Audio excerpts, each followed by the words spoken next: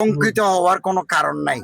ফেব্রুয়ারির এই প্রথমার্ধে প্রথম পক্ষে প্রথম 15 দিনের ভিতরে ইলেকশন কমিশন নির্বাচনের তারিখ ঘোষণা করবেন। ফেব্রুয়ারিতে নির্বাচন হবে, তাও প্রথম অর্থে।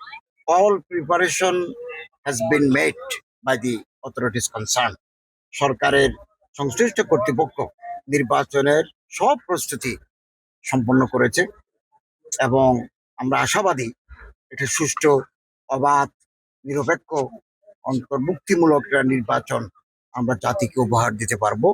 এর মাধ্যমে আমরা নির্বাচিত ম্যান্ডেট প্রাপ্ত, জনগণের ম্যান্ডেট প্রাপ্ত একটা গভর্নমেন্টের কাছে আমরা দায়িত্ব হস্তান্তর করতে পারবো। এই প্রক্রিয়ায় আমরা অগ্রসর হচ্ছি।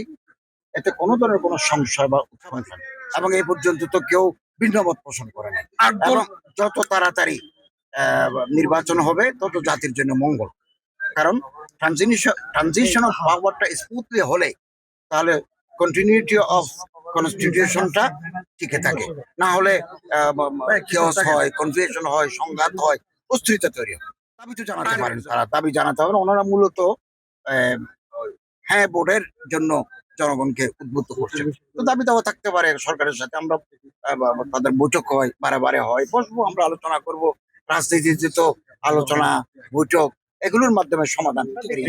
রিট করা হয়েছে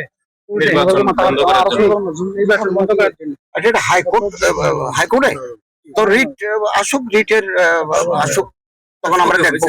রিট আছে, রিট করলে আবার মনে করেন চেম্বার জজ আছে, অ্যাপিলেট কোর্ট আছে, দেখা যাক। আমরা তো যে করতে পারি, শুনানি হবে।